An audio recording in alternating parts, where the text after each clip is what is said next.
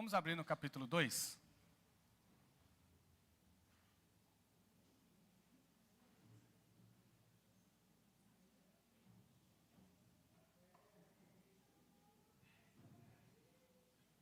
Domingo nós concluímos o capítulo 1. E hoje nós estamos dando início no capítulo 2. Como vai ser um sermão para cada carta, é só observar aqui, ó. Éfeso, Esmirna, Pérgamo e Tiatira. 4 sermões para o capítulo 2. E depois 3 sermões para o capítulo 3. E aí a gente fecha a primeira parte. Tá bom? A gente vai fechando em partes o Apocalipse. Nessa primeira parte conclui no capítulo 3. Aí depois do 4 e 5 é outro tipo de sequência, tá bom?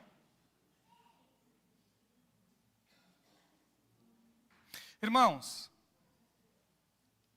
Apocalipse tem várias escolas, vários métodos de interpretação que ficaram famosos no decorrer da história. Eu vou passar para vocês os quatro mais importantes. Tem mais que isso, mas esses 4 são a base, inclusive para as outras formas de interpretar o Apocalipse. Tem pessoas que interpretam o Apocalipse chamado pelo método preterista, ou seja, o método do passado.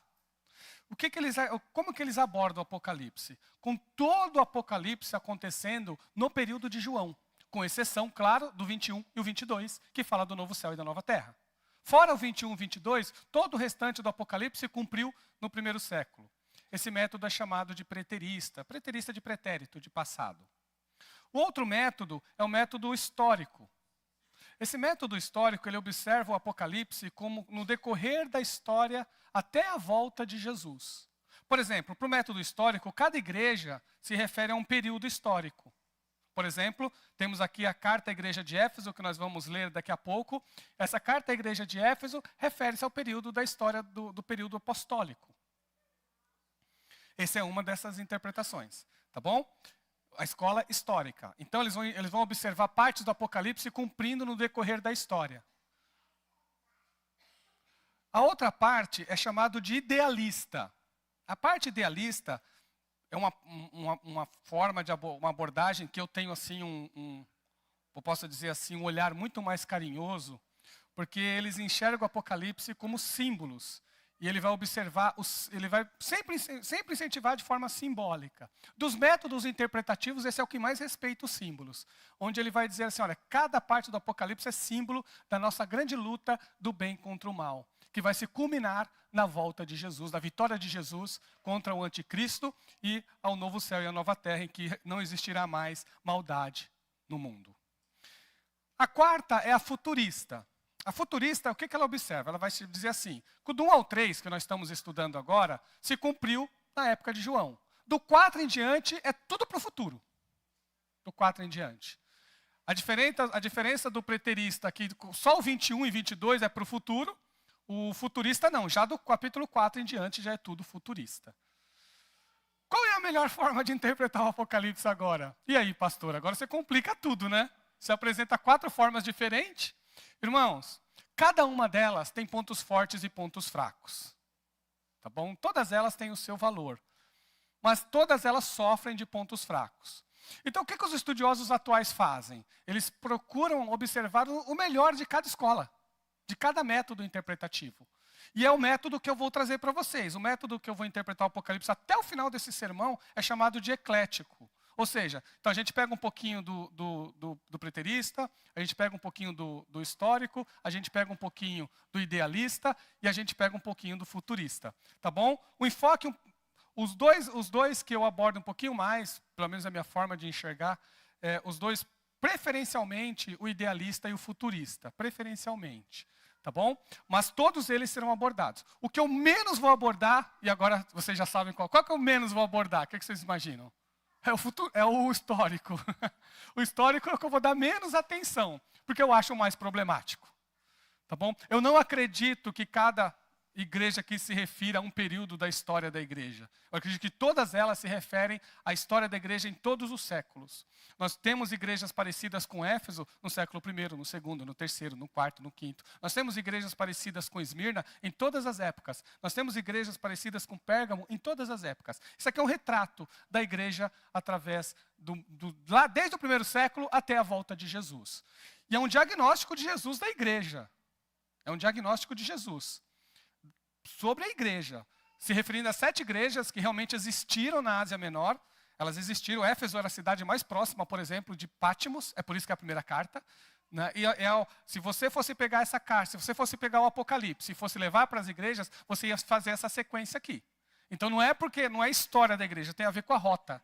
É a rota mesmo do caminho da estrada romana. Você ia primeiro para Éfeso. Ela faz um círculo assim, gente. Você vai para Éfeso, aí vai para Esmirna, aí vai para Pérgamo, aí vai para Tiatira, aí vai para Sardes, né? Aí vai para Filadélfia e vai terminar em Laodiceia. É só observar no mapa, eu não trouxe mapa aqui, mas se você pegar no mapa, você vai ver que dá certinho a sequência. Então, o autor começa com Éfeso por esse motivo. E também porque é a cidade mais importante da Ásia Menor. Antes de ler, vamos orar? Senhor Deus, Senhor, continua falando com a tua igreja, continua falando com o teu povo, Senhor, através da tua palavra.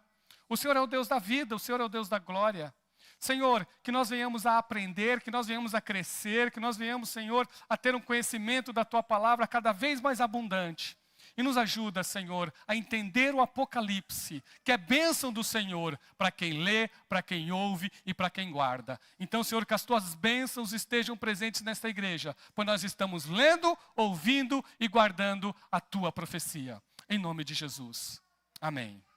Vamos ler a carta à igreja de Éfeso. Ao anjo da igreja de Éfeso escreva: estas são as palavras daquele que tem as 7 estrelas em sua mão direita e anda entre os 7 candelabros de ouro. Conheço as tuas obras, o seu trabalho árduo e a sua perseverança. Sei que você não pode tolerar homens maus, que pôs à prova os que se dizem apóstolos, mas não são, e descobriu que eles eram impostores. Você tem perseverado e suportado sofrimentos por causa do meu nome e não tem desfalecido. Contra você, porém, tenho isto: você abandonou o seu primeiro amor. Lembre-se de onde caiu. Arrependa-se e pratique as obras que praticava no princípio. Se não se arrepender, virei a você e tirarei o seu candelabro do lugar dele. Mas há uma coisa a seu favor. Você odeia as práticas dos nicolaítas, como eu também os odeio. Aquele que tem ouvidos, ouça o que o Espírito diz às igrejas. Ao vencedor, darei o direito de comer da árvore da vida que está no paraíso de Deus. Irmãos, qual é a diferença? O que muda quando a pessoa está se casando? Aquela coisa boa, aquele momento alegre do casal, todo feliz. E depois, quando eles estão sentados diante do juiz e dos advogados, assinando, né, a carta de divórcio. O que muda quando a gente descobre que um ente querido está muito doente, numa doença que vai passando o tempo, e no começo a gente tem muito amor, muito carinho, e a gente fala assim: olha, nós vamos cuidar dessa pessoa, você não está só, nós estamos cuidando de você, só que o tempo passa. E ao tempo passar, você começa a sentir o peso daquele cuidado, e acha que aquilo lá está sendo mais um peso do que um cuidado com a outra pessoa. O que muda nesse tempo? O que vocês acham que muda? Será que acabou o primeiro amor? Será que ele foi embora? É assim que a gente tem que ver essa carta para a igreja de Éfeso. É desse jeito que a gente tem que enxergar essa perda do primeiro amor que nós vamos estar falando daqui a pouco. É uma igreja muito abençoada, muito abençoada. E só tinha uma coisa que Jesus era contra ela, e era grave. Irmãos, vocês viram aqui, carta à igreja de Éfeso. Ela segue o modelo de carta, não é? Mas está no Apocalipse. Ela é uma carta, ela tem característica de uma carta, mas por ela estar no Apocalipse e a forma como ela está escrita, ela ultrapassa o modelo de carta comum. Estas são as palavras, ao anjo da igreja em Éfeso escreva: estas são as palavras. Palavras de quem? De Jesus. E se são palavras de Jesus, é mais que uma carta. Ela é uma mensagem profética. Se está lendo Apocalipse, é de profecia que a gente está falando aqui. E se é de profecia, já começa no início do livro. O livro é uma profecia, gente. Então, cada carta é uma profecia para a igreja. É uma mensagem profética para a igreja de Jesus. Era como se dissesse assim, olha, estas são as palavras, assim diz o Senhor. Tem o mesmo significado do Antigo Testamento. É a mesma sequência, é a mesma fórmula. Estas são as palavras, assim diz o Senhor. Você pode trocar o estas são as palavras por assim diz o Senhor. Que são palavras dos profetas do Antigo Testamento. Então, nós temos aqui mensagens proféticas para a igreja. E para ajudar vocês a entender também, não é que Éfeso escreveu esse pedacinho aqui, entregou para Éfeso o pedacinho, e depois juntou no Apocalipse. Não, foi levado para Éfeso o Apocalipse inteiro. A igreja de Éfeso leu o Apocalipse inteiro. A igreja de Esmirna leu o Apocalipse inteiro. A igreja de Pérgamo também leu o Apocalipse inteiro. Então foi levado o Apocalipse inteiro para as igrejas. E dentro do Apocalipse estão essas cartas aqui. Elas não são separadas.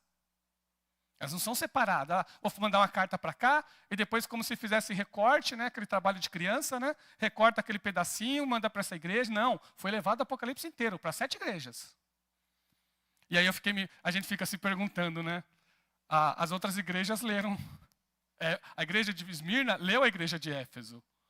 A igreja de Pérgamo também leu a igreja de Esmirna. As igrejas falaram, pô, eles vão ver os nossos pontos fracos, né? É claro, mas é Jesus que está falando. Será que eles ficarem envergonhados e saber que a fraqueza deles foi revelada pelo Senhor da glória? Porque afinal de contas as outras igrejas também iam ficar sabendo. Mas é isso que acontece aqui. São mensagens proféticas para a igreja do Senhor. Todas as 7 cartas servem para nós. Todas as 7 cartas é uma mensagem profética para a igreja de todas as épocas e de todos os períodos. E quem está trazendo isso? É Jesus. É Jesus que está falando. Essa mensagem é o mesmo Jesus do capítulo 1 que nós falamos no domingo. E quem é o Jesus do capítulo 1? É o Jesus glorioso. É o Jesus ressuscitado. É o Jesus que tem olhos como chama de fogo. É o Jesus que da sua boca sai uma espada afiada de 2 gumes. É esse Jesus.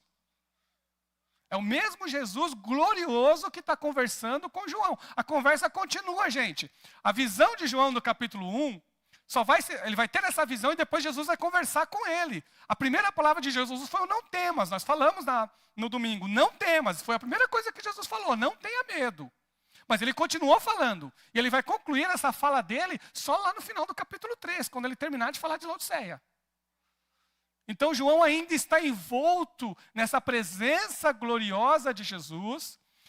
E nessa presença gloriosa de Jesus, Jesus está conversando com ele e dizendo para ele assim, olha, vai enviar para o anjo da igreja que está em Éfeso. Aí a gente pergunta assim, muita gente interpreta anjo como pastor exatamente por causa disso. Porque você escreve para uma pessoa. Se está escrevendo isso é uma carta e é destinatários reais, provavelmente esse anjo seria um pastor. Seria isso normalmente. Mas nós estamos falando de mensagens proféticas e de literatura apocalíptica aqui. E se nós estamos falando de literatura apocalíptica, todo lugar que fala de anjo aqui, aliás, nem na Bíblia, tá, para falar a verdade. Em lugar nenhum na Bíblia chama o ser humano de anjo. O anjo pode ter aparência humana, mas ele não é humano. Em nenhum lugar da Bíblia em que nós pegamos a palavra anjo, em parte alguma, nós vamos confundir com o ser humano. Então, por que é muito difícil nós termos, apesar de ser uma interpretação válida, por que ela é frágil? Porque a gente vai colocar só em um lugar, em toda a Bíblia, anjo como ser humano. E principalmente no Apocalipse, que tem várias alusões, várias citações de anjos, e em nenhum lugar esse anjo é ser humano. Então, qual é a melhor interpretação? A mais natural, a mais coerente, com a Bíblia no geral e principalmente com a literatura de Apocalipse. Aliás, gente, nem os livros apócrifos de Apocalipse citam anjo como ser humano. Não tem referência aí nem na literatura apocalíptica fora da Bíblia. Então, a gente não tem com que trazer essa referência. Então, qual é o mais natural? O mais natural é ver anjo como anjo mesmo. É o normal. É a melhor forma de interpretar. Aí você vai ter um monte de segurança. Todas as passagens de Apocalipse falam de anjo. Quando fala de anjo no Antigo Testamento é anjo. Quando fala de anjo no Novo Testamento é anjo. Tá bom? E é o anjo que representa a igreja diante de Deus. Nós encontramos anjos representando cidades em Daniel. O Mateus fala de anjos que cuidam de pessoas. De um anjo cuidando de pessoas. Então nós temos anjos cuidando da igreja. Então é anjos mesmo. Então, como é literatura apocalíptica, é dizendo assim, ó, escreve ao anjo, aquele que representa a igreja. Manda através dele e faz o diagnóstico para a igreja de Éfeso. É uma mensagem profética, não é carta comum, tá? Não é carta comum. É por isso que a melhor interpretação, e olha que eu recorri, eu posso dizer para vocês, mais de 20 literaturas avançadas, tá? Em língua grega, tá bom? Todos eles foram unânimes. Nenhum deles falou que era ser humano. Incrível. Nenhum deles.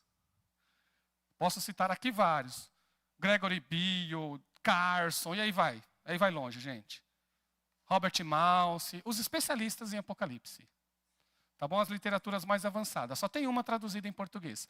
Todas elas foram unânimes em dizer que anjo é anjo mesmo. E aí, algumas literaturas mais antigas, sim, dizia anjo como... No Brasil ficou muito mais conhecido, muito mais comum anjos serem pastores. Isso foi muito comum porque eu estudei assim. Minha primeira formação teológica foi essa interpretação que me trouxeram. Tá bom? Mas quando a gente pesquisa, quando você pesquisa mesmo e vai em busca de fontes, quando você vai em busca de análise, quando você vai fazer comparação, fica realmente mais difícil de fazer essa defesa. Ela é muito frágil mesmo. Apesar de que é uma possibilidade, mas é bem frágil. Estas são as palavras daquele que tem as 7 estrelas em sua mão direita e anda entre os 7 candelabros de ouro. Onde que nós lemos isso? Onde que foi lido isso, gente? Vocês já esqueceram a mensagem de domingo? No capítulo 1. Olha a ligação. Ele liga o capítulo 2 com o capítulo 1. Aí a gente fala assim, mas ele tem relação com o futuro? Se você ler no final aqui, ó, aquele que tem ouvidos, ouça o que o Espírito diz às igrejas. Ao que vencer, darei o direito de comer da árvore da vida. Onde está a árvore da vida, gente? Lá no capítulo 21, 22.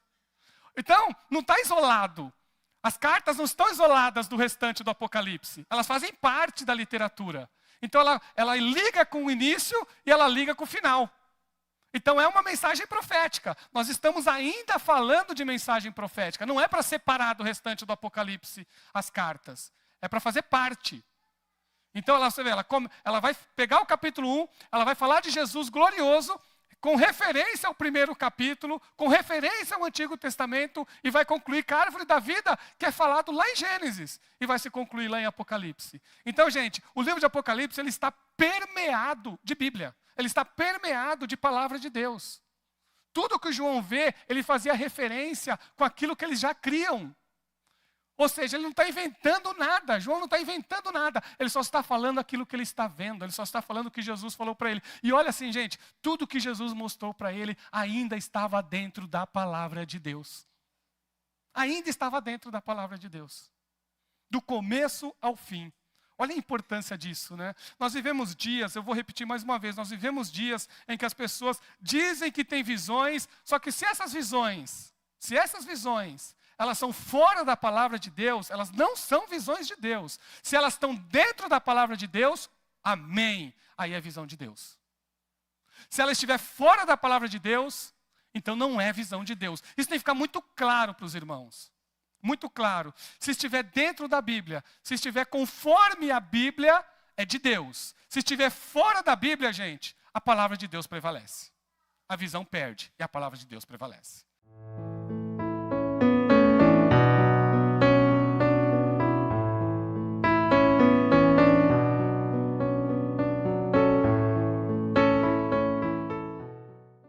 Então, gente, é isso que a gente tem que avaliar quando a gente sonha, quando a gente tem uma visão, quando Deus mostra alguma coisa para nós. Todos nós temos que olhar se está dentro da palavra de Deus. João fez isso. E o que ele diz sobre a igreja? Olha o que ele diz, ó. Isso é Jesus, gente. Serve para nós. Conheço as suas obras. Conheço as suas obras. Conheço o seu trabalho árduo e conheço a sua perseverança. Aqui é o ponto positivo da igreja. Todas as 7 cartas têm uma sequência parecida. Tem uma mensagem para o anjo, tem uma revelação de Jesus, conforme o capítulo 1. Na 7 vai ser assim. As 7 cartas vai mostrar do capítulo 1, uma revelação de Jesus conforme o capítulo 1, porque é a sequência do capítulo 1. Vai ter lá elogios de Jesus à igreja, vai ter repreensão de Jesus à igreja, vai ter também, né, um pedido de arrependimento, de conserto. Vai estar nas 7 cartas, vai estar escrita a frase: aquele que tem ouvidos para ouvir, ouça o que o Espírito diz às igrejas, e vai ter uma promessa: aquele que vencer. O que muda? Um pouquinho da ordem, e de vez em quando vai ter igreja que não vai ter elogio nenhum, e também vai ter igreja que não tem repreensão nenhuma. Isso a gente vai observar quando a gente for ler as 7, mas a sequência é essa. E nas 7 igrejas elas seguem uma sequência parecida. O que muda é pequenas coisas, tipo um pouquinho, ou às vezes aquele que tem ouvidos fica por final, como por exemplo aqui no final do capítulo, aquele que tem ouvidos ouça o que o Espírito diz às igrejas no versículo 29, onde ela inverte. E vai ter também, algumas igrejas vai ser só elogiadas, outras igrejas serão só repreendidas, entre essas 7. Eu acho que a igreja que foi só repreendida é a igreja que deve ter ficado mais sem jeito quando o Apocalipse foi escrito, né? Mas enfim, mas eles precisavam de conserto. Em todas elas Jesus vai dizer só: eu sei. Jesus sabe exatamente o que acontece na igreja. Tudo, absolutamente tudo. Eu sei, eu conheço. E ele diz para a igreja de Éfeso assim: olha, eu conheço as suas obras, o seu trabalho árduo, a sua perseverança. Ele viu, gente, que a igreja de Éfeso era uma igreja que atuava mesmo, que os irmãos eram perseverantes, que os irmãos estavam sempre atuantes na casa de Deus, eram pessoas que trabalhavam, era uma igreja ativa, era uma igreja onde as pessoas se organizavam, era uma igreja onde o trabalho era bem feito, era uma igreja onde eles conversavam acerca dos seus trabalhos, acerca dos seus ministérios. A coordenação dos ministérios era muito bem feita nessa igreja. Era uma igreja e Jesus elogiou isso.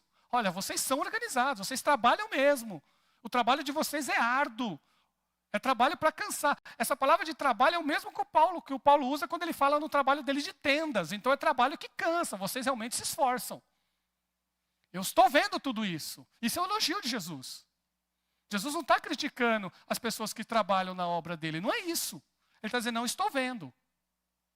E ele continua: eu sei que você não pode tolerar homens maus, que pôs à prova os que dizem ser apóstolos, mas não são, e descobriu que eles eram impostores. Olha que bênção que é essa igreja. Gente, nós vivemos hoje dias em que nós não queremos mais fazer reflexão. Sabe, às vezes as pessoas pregam e ninguém mais para ouvir, para prestar atenção no que a pessoa está falando. Parece que o microfone deu à pessoa a autoridade de não ser mais questionado. E olha o que a igreja de Éfeso fez. Começou a aparecer lá apóstolos. Será que eram os mesmos superapóstolos que Paulo combateu? Não sei. Mas eram pessoas que se intitulavam como apóstolos. Chegaram lá, começaram a ensinar, começaram a pregar, e eles começaram a observar. E eles colocaram à prova, gente. Vamos ver se são de Deus mesmo. Vamos ver os frutos. Porque se tem uma coisa que valida o ministério de alguém, é o fruto.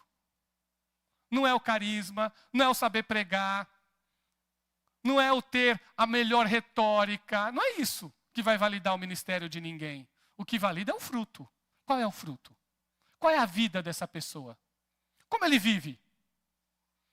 Como tem sido a vida dele? Qual tem sido realmente as coisas importantes para ele? E eles observaram esses apóstolos e viram que eles não tinham nada de Deus. Sabiam pregar, sabiam ensinar, sabiam cantar, sabiam dar show, sabiam fazer tudo bonitinho. Mas quando olharam o fruto, quando colocaram à prova, foram reprovados. E a igreja viu. E a igreja não aceitou essas pessoas no seu meio. Olha que bênção. Olha que bênção. Era uma igreja que zelava pela doutrina. Era uma igreja que zelava pela palavra de Deus. Era uma igreja que levava a sério as escrituras. E tudo isso foi olhado por eles. E Jesus viu e elogiou. Vocês não suportam os homens maus. Vocês trabalham. Vocês são sérios. Que elogio, hein? Vocês olharam os falsos apóstolos e viram que não eram apóstolo nenhum, que eram impostores. Vocês conseguiram detectar isso. Gente, como isso é importante para nós. Precisamos avaliar o que é pregado, precisamos avaliar o que é ensinado, precisamos colocar à prova. Gente, vocês sabem que eu não me importo. Vocês podem olhar se a pregação que eu estou trazendo é bíblica. Eu sei o preço que eu pago para trazer. Eu sei o preço que eu pago. Então, gente, é muito importante vocês, como igreja de Jesus, não ser ingênuo. Temos que parar de ser ingênuo. E achar que tudo que vem, a gente tem que aceitar. Tudo que eu ouço, eu tenho que aceitar. Tudo que as pessoas falam são verdadeiras. Não, não são. Às vezes, existem erros inocentes. Que eu acredito que existe muito. É uma das partes assim que eu falo para os irmãos. Falo, irmãos, às vezes eu sinto, na nossa igreja brasileira, muitos erros inocentes. Pelo menos é na minha avaliação particular. Porque nós lemos um texto bíblico e não fazemos todo o trabalho, a lição de casa que tem que fazer, que é observar. Aí nós descobrimos uma coisa diferente lá. Só que ao invés de a gente pesquisar e aprofundar para ver se esse diferente que a gente viu realmente tem base bíblica, a gente não faz esse trabalho, não faz esse aprofundamento, não faz essa análise na história da igreja. A gente não observa na história da igreja se já fizeram e o que os nossos irmãos do passado já disseram sobre isso. A gente não faz isso. E aí a gente traz essa novidade para a igreja. E aí depois isso vira um boom. Isso acontece na igreja evangélica. Aí fica famoso esse modelo de interpretação, esse modelo de análise, esse modelo de ser cristão. Acaba trazendo uma identidade na igreja. Aí depois descobrem que aquilo era antibíblico. E depois para voltar? Fica difícil? E muitas vezes não volta.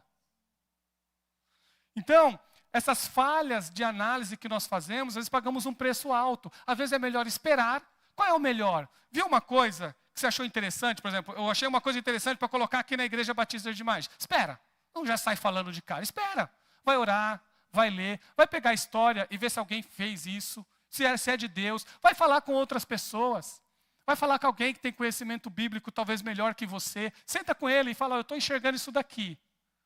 Vai observar, vai conversar com mais de uma pessoa. Espera, não tenha pressa. Vai orando e vai amadurecendo isso. E aí sim, depois a gente conversa com a igreja, fala para a igreja a proposta, vamos esperar, vamos orar nesse sentido. E aí vocês vão ver as coisas acontecendo. Aí a igreja estabelece os seus trabalhos de forma relevante. Mas o que não dá, gente, é a gente ficar torta e direita inventando novidade na igreja. Isso não dá. A maioria das novidades que eu vejo, gente, é totalmente antibíblica. E olha que eu já vi muita coisa. Muita coisa. Não é? Então é muito importante a igreja. E eu falo isso que isso acontece, por incrível que pareça, mais entre nós evangélicos do que entre católicos. Incrível isso. Viu? A igreja católica ela estabelece mudanças, mas olha o rigor que ela tem quando vai trazer alguma mudança. Até o Papa se mete para ver se eles aceitam essa mudança. Olha o controle e o cuidado que eles têm. Quer dizer que a gente concorda com tudo que é o catolicismo? Eu não estou falando disso. Eu estou falando do cuidado que eles têm dentro da doutrina que eles acreditam. E observa se tem muitas mudanças entre a igreja católica, muitas diferenças. Não existe. Agora observe entre os evangélicos. Coisas assim gigantescas as mudanças. Porque todo mundo enxerga do seu jeito, todo mundo interpreta do seu jeito e todo mundo acha que tudo é válido. E a gente não tem nenhuma instância superior de controle, pronto.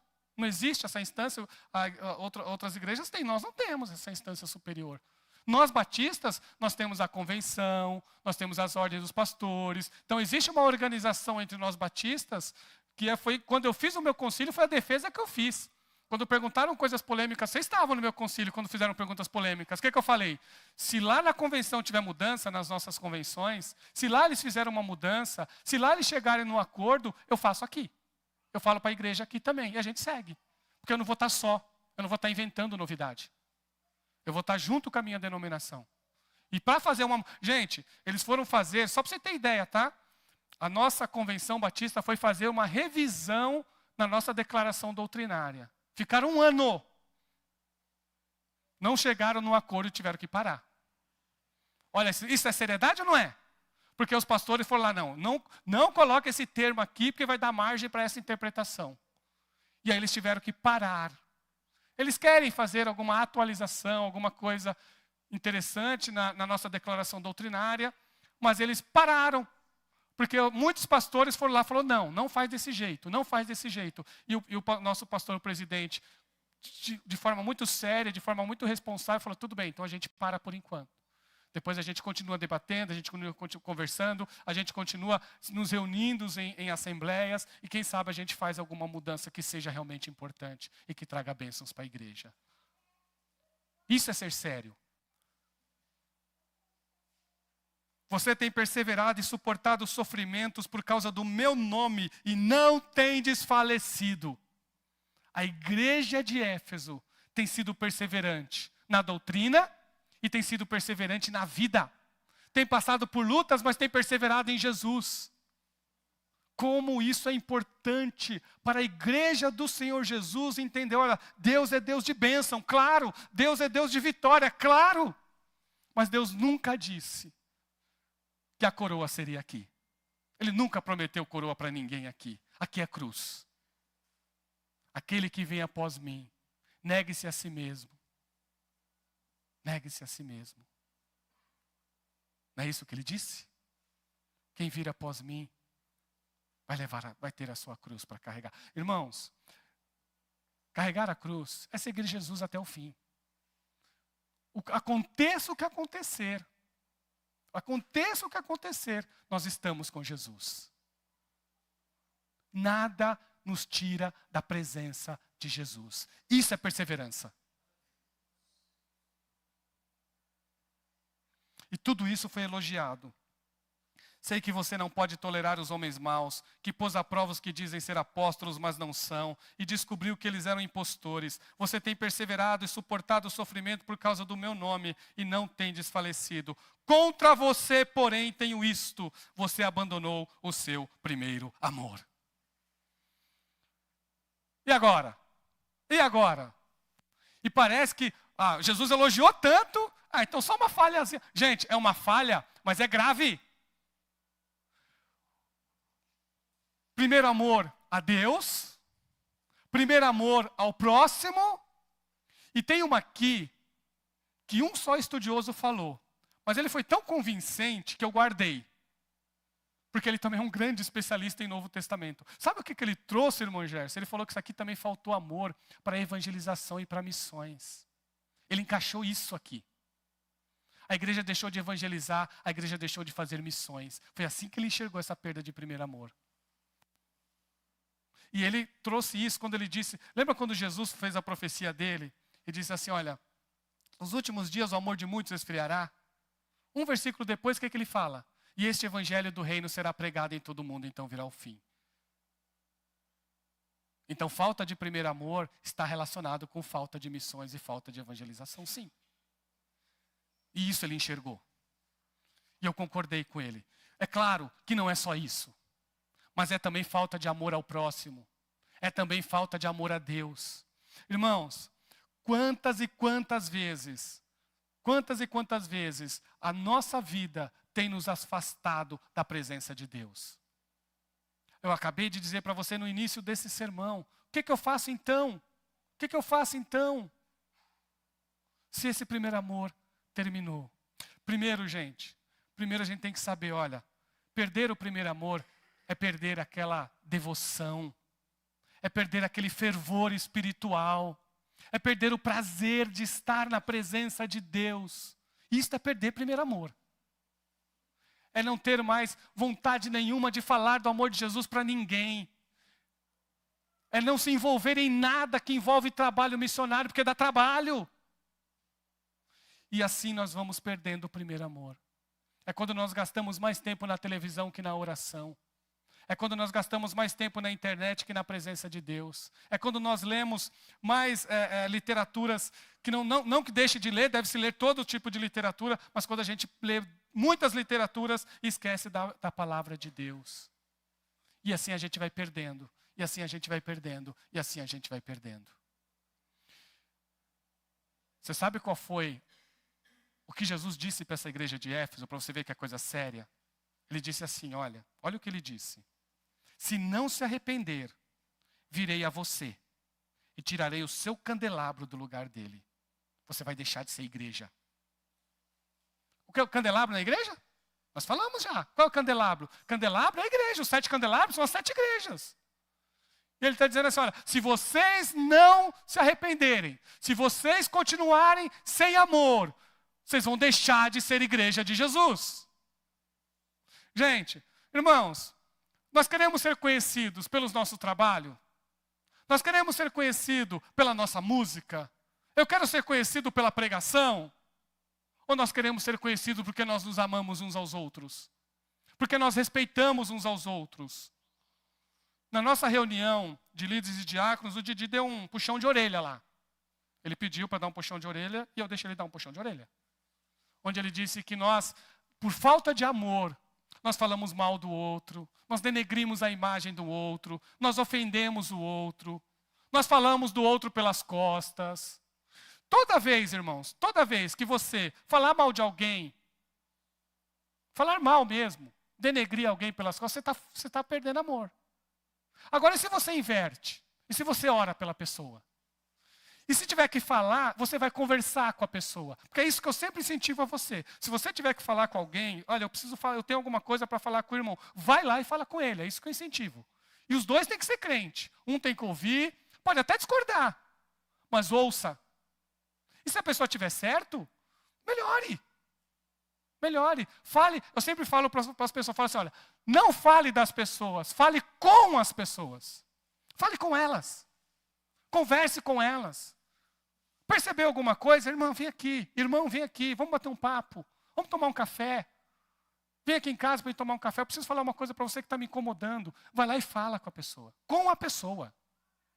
Porque é uma das coisas mais feias e que tira amor, gente. Tira amor mesmo. Que você aprende, se você aprender a prática, a pessoa, nós fazemos uma fofoca aqui, nós falamos mal de alguém aqui, nós criticamos alguém aqui e nós pegamos o hábito. Porque vira hábito. Temos aí a psicóloga aí para ajudar. Vira hábito, Miriam, vira hábito. Aí depois que vira o hábito, vai mais difícil perder. Não é? Mas nós podemos inverter isso. Eu vou dar dicas para vocês. Olha, quando você souber de alguém, eu te incentivo a orar por ela. Olha, eu soube de uma coisa que eu não gostei. Ora pela pessoa. Jesus, olha, eu soube disso. Ajuda a pessoa. Se não for verdade, Jesus, esquece, eu quero esquecer. Mas se for algo assim, que a pessoa precisa melhorar, eu oro por ela, Senhor, ajuda essa pessoa. Para ela melhorar, para ela crescer na fé. Se você fizer isso, gente, irmã, se você fizer isso, você vai reacender o amor de Deus no teu coração. Você vai reacender o amor ao próximo.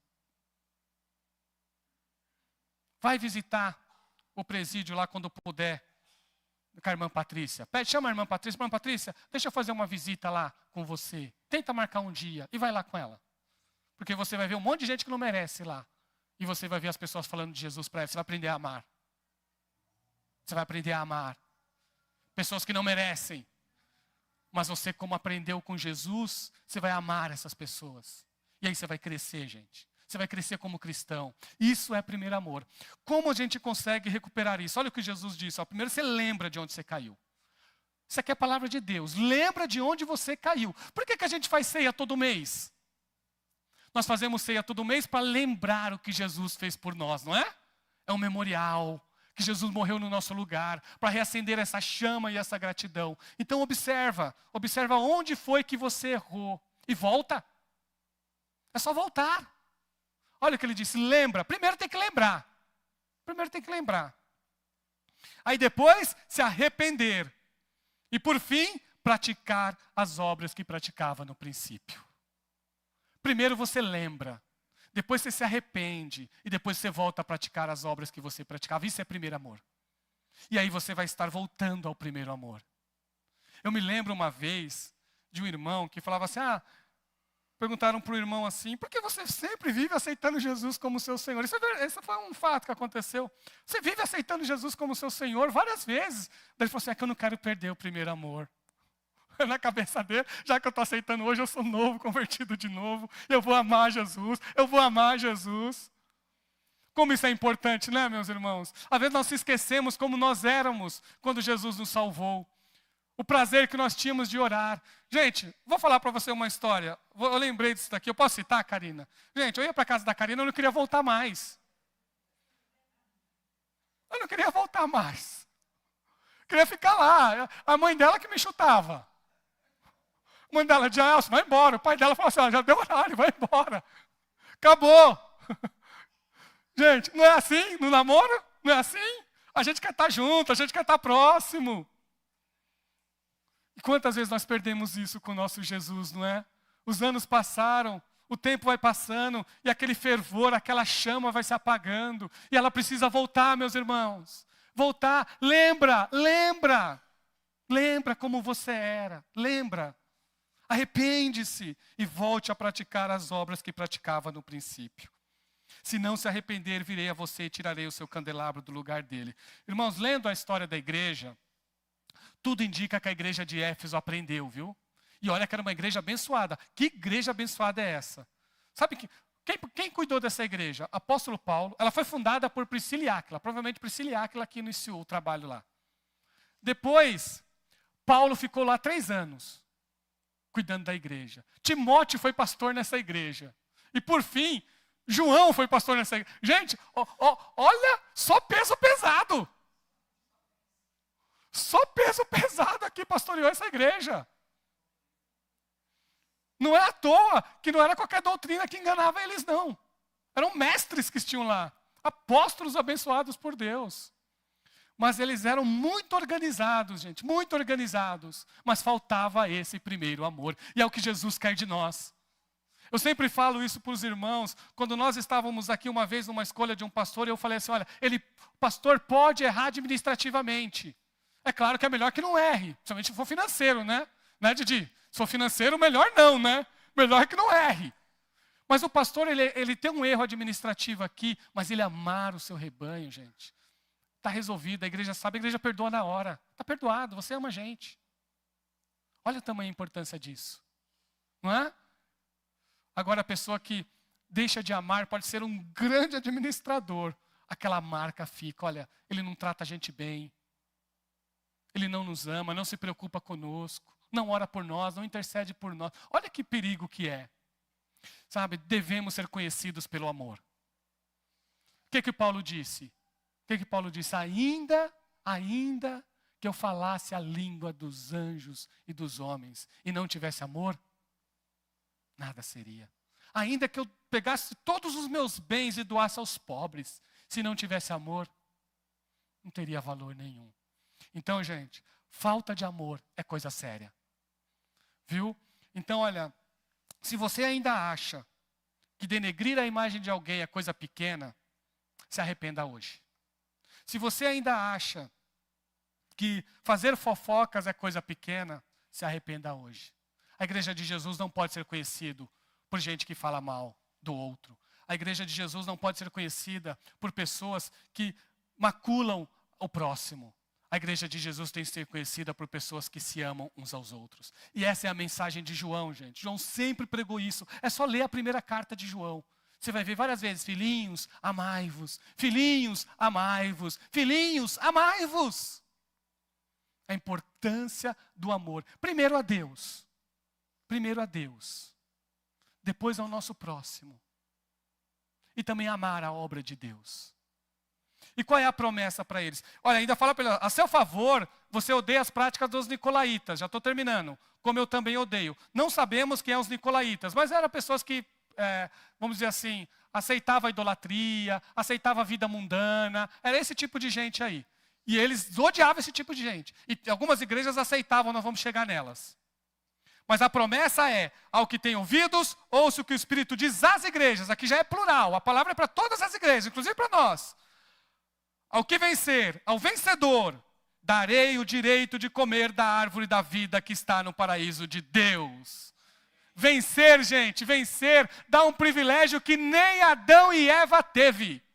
Jesus promete para a sua igreja um privilégio, uma bênção que Adão e Eva não tiveram no paraíso, que é comer da árvore da vida. Símbolo da eternidade, símbolo da vida ressurreta e eterna com Deus. Você quer desfrutar de vida com abundância e vida eterna? Ouça o que o Espírito diz à igreja. Vamos ficar em pé? Vamos agradecer ao Senhor?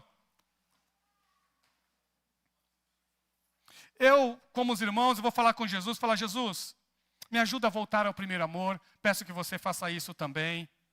Se você tem falado mal de alguém, peça perdão hoje para Jesus. Fala, Jesus, me ajuda. Espírito Santo, me controla. para eu começar a orar pelas pessoas, e não falar mal delas mais, mas orar por elas, para a nossa igreja ser conhecida pelo amor ao próximo, pelo amor ao irmão. Gente, eu vou falar uma coisa para vocês, pessoas valem mais que coisas, eu falo isso sempre, e pessoas valem mais até do que ela errou lá. Às vezes a pessoa é conhecida pelo erro que ela teve, e ela não é conhecida pelo que ela é. As pessoas têm que ser conhecidas pelo que elas são, têm que ser amadas pelo que elas são. As pessoas precisam ser amadas pelo que elas são. Os seus erros precisam de perdão e de conserto, mas o valor de um ser humano não tem preço, não tem preço. Então, palavras de pessoas contra outras pessoas, Senhor, que o Senhor me ensine e me dê autoridade para orar, para interceder e para abençoar. Para a gente não ser pessoas conhecidas como pessoas que falam mal, que fofocam, não, Senhor. Mas tira isso do nosso meio, tira isso, Senhor, da nossa igreja. Em nome de Jesus, Senhor, nos perdoa, Jesus. Que o Senhor continue nos dando força e coragem para trabalhar, Senhor, arduamente na Tua casa. Que o Senhor nos dê coragem, Senhor, para odiar obras malignas.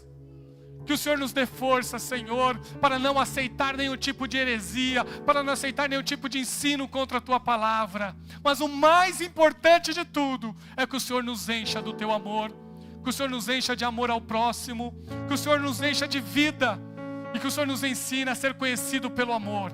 Pelo amor, Senhor, amar as pessoas como elas são, ajudá-las nas suas dificuldades, e que a igreja do Senhor seja a igreja que estenda a mão, Senhor, a quem está caído. E que não derrube mais, mas que estenda, Senhor, e levante o caído. Nos ajuda, Senhor, a levantar, Senhor, aqueles que precisam, Senhor, ser levantados. E que nós, Senhor, sejamos usados por Ti para a Tua glória. Senhor, nós queremos, Senhor, comer da árvore da vida.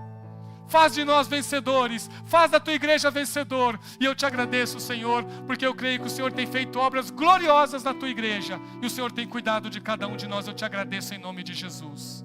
Amém.